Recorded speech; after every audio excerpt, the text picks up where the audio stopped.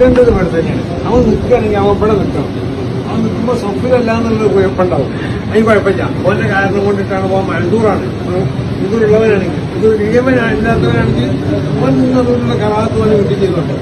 നേരെ മറിച്ച് കാരണക്കാരനായ ഒരാൾ ഇങ്ങനെ തന്നെ ഓന് കയ്യുള്ളൂ എന്നെങ്കിൽ ഓൻ കാരണക്കാരനാണ്.